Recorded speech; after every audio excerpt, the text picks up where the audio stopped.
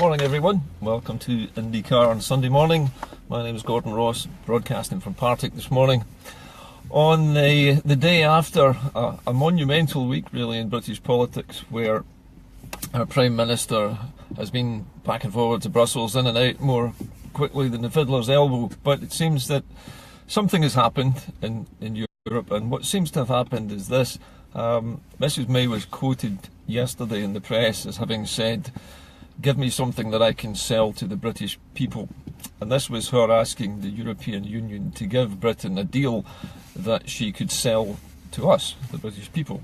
Now, what do you take from that message? Does that give you the impression of a strong, stable leader who's negotiating on our behalf and pressing all the buttons and playing her cards close to her chest and being all those things that David Davis claims that he's been doing for the last few months? No, I don't think so. It just seems to me that it's an admission now that Britain has failed in its attempt at brinkmanship to force the EU to give them a trade deal in parallel talks at the same time as exiting the European Union. So what's going to happen is this. The European Union has said, we will talk about a deal, but we're not going to talk to you about it. We're going to talk amongst ourselves about what we want to offer the United Kingdom. But in the meantime, Britain has agreed to pay all its bills, and it seems to me that the deadlock, although not completely broken, that the British government is now having to backpedal, and it's going to have to now get its calculator out and work out just how much money it actually owes to various European projects that it committed to, well, we will remember. Once that's done, then they will move very quickly, I think, to sort out the Northern Irish border problem with some kind of fudge, because that's the only way they're going to do this. And I guess they will also sort out between the European Court and the British Supreme Court just who will have jurisdiction over the rights of the Europeans who live and work in the United Kingdom on a permanent basis. Those Europeans, incidentally, might end up with dual British and European citizenship, but we'll see. But that agreement will be done, I think, diplomatically alongside the issue of the Northern Irish and Southern Irish border. Where does it leave us? Well, it leaves us with a defeat, basically. The British government's been faced into a humiliating begging exercise to ask the EU to please give us a deal that the British people will accept. That's not going to be easy. It wasn't going to be easy for the British government to square the circle, because the whole of the Brexit agreement, the idea that behind Brexit was it was sold to the British public as a way of preventing the unwanted immigration of refugees and other people from the other parts of the EU, presumably from Eastern Europe, who come across on an annual basis to work in the United Kingdom. The UK in general is getting overcrowded, but it's more overcrowded probably in England, and in the northeast of England and the southeast of England more than anywhere else. And it may well be a problem for people who feel outnumbered by migrants in their own communities, and I can understand that, and I think a lot of us could understand what that would be like.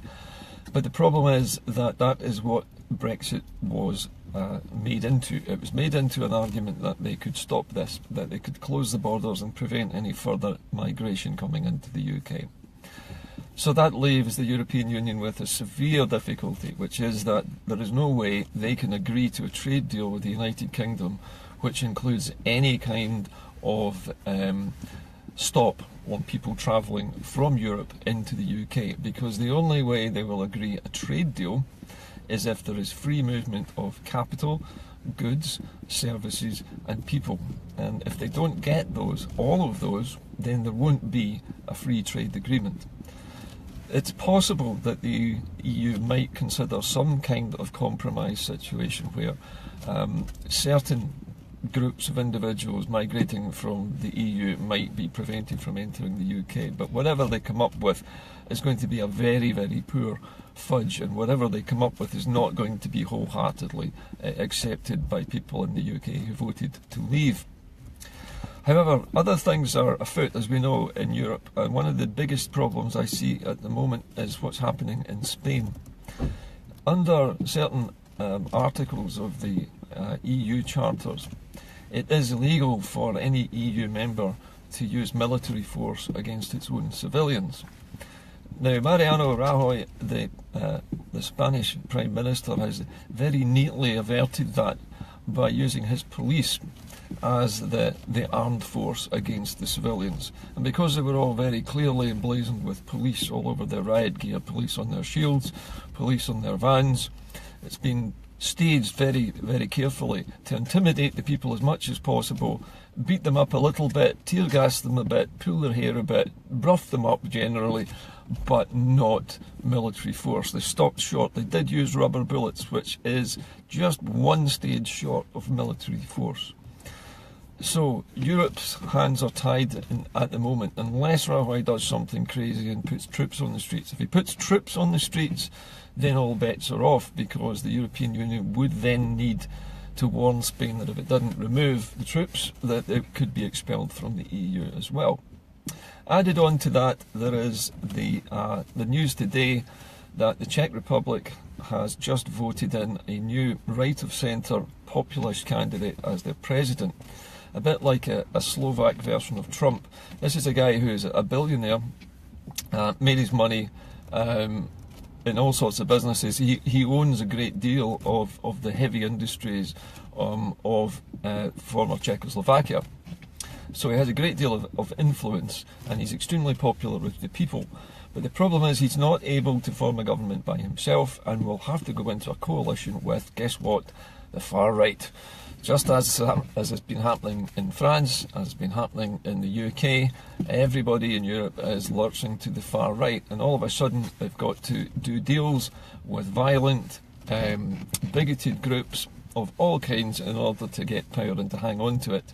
We've seen the same thing going on in Westminster with the DUP deal, where basically the Tories paid an enormous bribe to the Democratic Unionist Party in Northern Ireland to keep Theresa May in power, but she's such a weak Prime Minister. I don't think there's ever been a lamer lame duck than Theresa May, but nobody wants the poison chalice of dealing with Brexit. So the situation in Europe is complicated. The situation in Catalonia is very complicated, and I can see things getting worse there before they get better. The Catalans don't have the nation status which Scotland has had for centuries, so it's more difficult for them to get their freedom. But what I think will probably happen is a general strike. And if a general strike happens throughout Catalonia and it's solid, it will bring the Catalonian economy to a grinding halt, and it would cut off about 25% of the funds which Rajoy's government relies on to govern Spain. So difficult times ahead. The Catalans are obviously in it for the long haul, because their whole approach to independence is based on trying to force it by direct action, by peaceful direct action, as the only means they have to gain their political freedom. On this side of the channel, things are a bit different. For Scotland, a lot of things are looking up, actually, although it might not seem like it to us. The announcement of the investment bank consultation by Nicola Sturgeon 3 or 4 days ago was a big step forwards. And those of you who haven't seen this yet, go onto the SNP pages and you'll find the consultation there. You are allowed to take part in the consultation. It's a public consultation. That means they're going to ask you what you think about an investment bank. But I should warn you, before you go on that site and start looking through that questionnaire, there are a lot of very technical terms in it. It's heavily slanted towards the banking industry, finance and business people. And many normal folk just won't understand a lot of the terminology. But the main thrust of this is they're asking us what priorities this bank should have. Should it be to support women going into business? Should it be to support small and medium enterprises?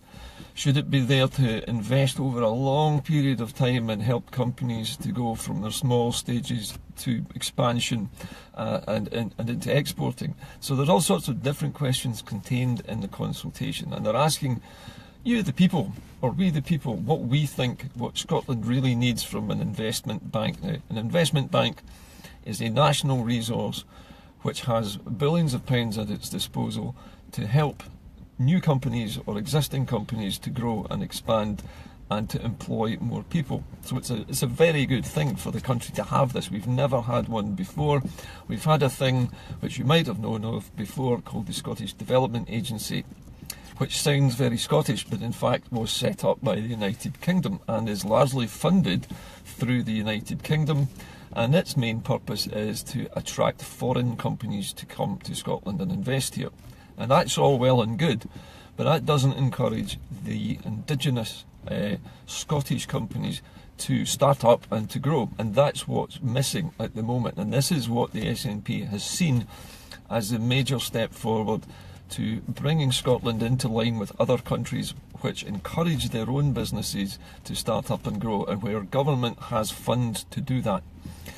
So this investment bank will be very important to Scotland growing its own companies and not just being a bus stop for companies to come and wait for the next low taxation area to come into being so that they can then leave Scotland and go somewhere else where the taxes are lower.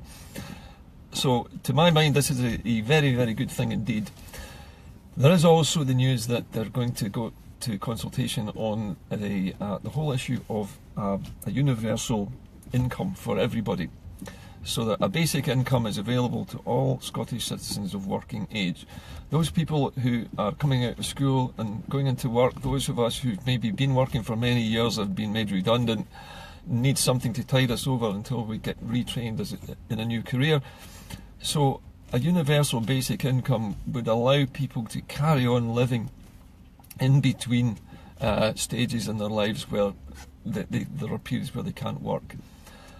It will also replace an awful lot of benefits. The question really is how much of it is going to replace benefits and how much of it is going to replace tax credits, because to my mind tax credits are effectively a kind of almost a guaranteed income, because with tax credits, when Gordon Brown brought these in, they basically said you can take a job with very low wages, we'll top it up with tax credits. So the government was basically helping companies to force wages down, and in the meantime was effectively a benefit called tax credit.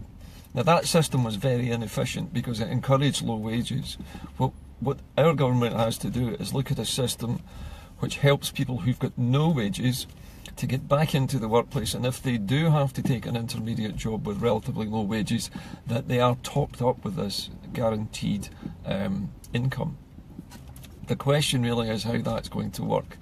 It sounds complicated, but I think if it's done right, it could really work, and it could replace a lot of benefits very quickly and mean that people don't have to keep signing on at job centres. They don't have to keep humiliating themselves by going through medical assessments in front of people who are not doctors, who are not medical experts in any way, and who may not even know what condition a person suffers from. So some good things are coming for Scotland. How does it leave us with regards to independence?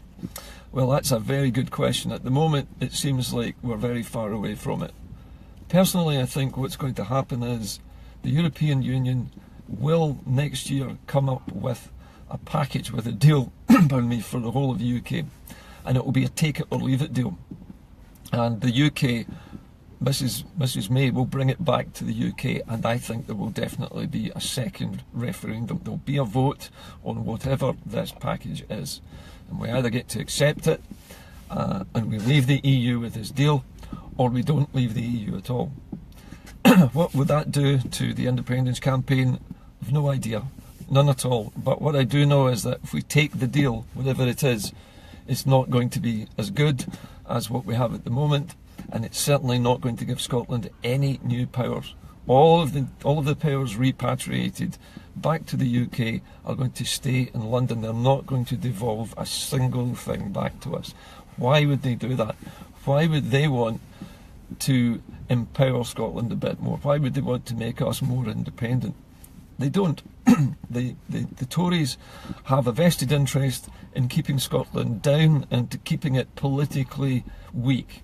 What that means is that as soon as they are able, they will slowly but steadily dismantle Holyrood. They will take powers away from it under the excuse that they can't afford to keep these powers in Scotland. They'll gradually reduce the number of MSPs.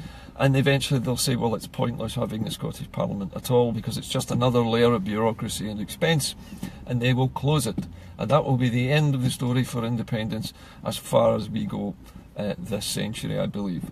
So the options are running out for us, really. No matter what happens, if we Brexit, then all bets are off as far as the Scottish government is concerned, and all bets are off as far as the Scottish Parliament is concerned. I believe it will be closed very quickly after a Brexit.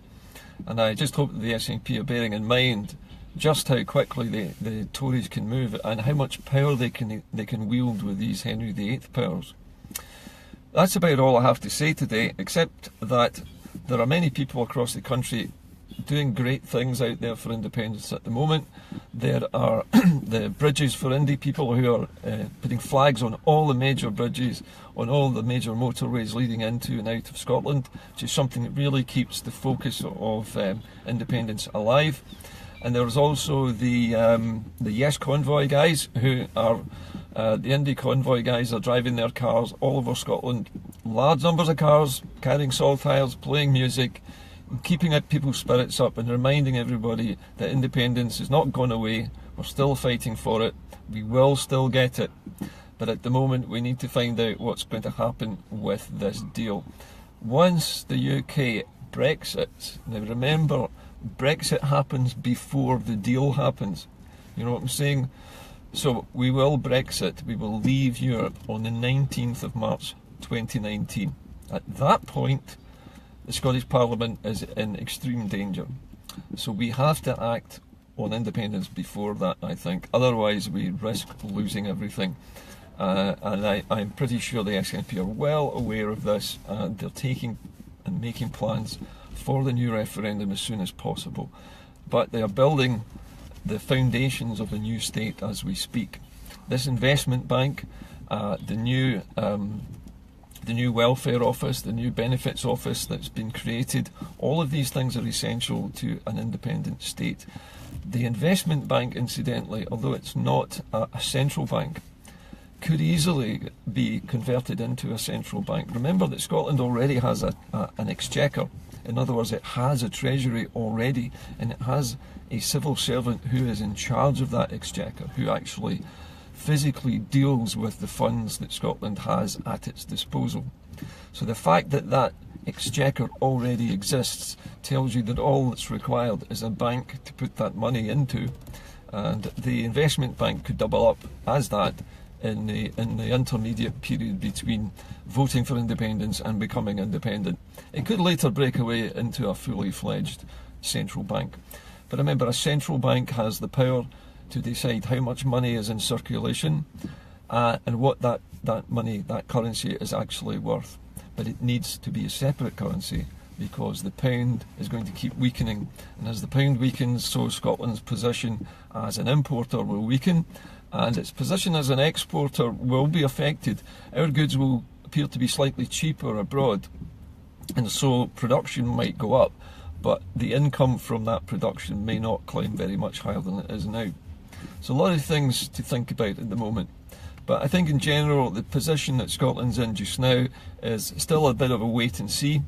But I think that we will see some action in the new year from the SNP about the start of the referendum countdown, because by that time we will be in a situation where we have to start actually campaigning. I know that the Scottish Independence Campaign Convention have already started their campaign, but I don't know about you guys, but I haven't really seen it yet. I don't know what it is. I haven't seen what the events are. There might be some posted around in various places.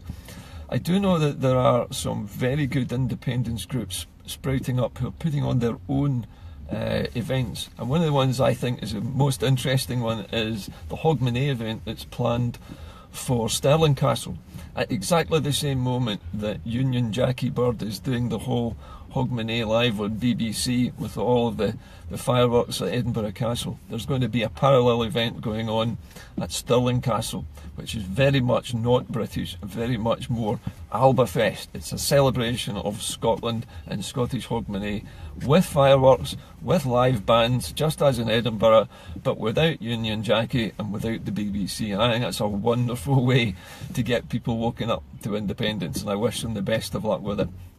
I'm off to do some work now. I hope you all have a nice Sunday. Keep your chins up. Remember, independence is not far away. The building blocks are going in. The SNP are putting them in at the moment as we speak. And as we speak, the British government is in such a weak state, it's having to beg Europe for a deal that it can sell to us. And when they say sell, I guarantee you that will be another referendum, because how else are they going to sell you a deal? See you later. Bye for now.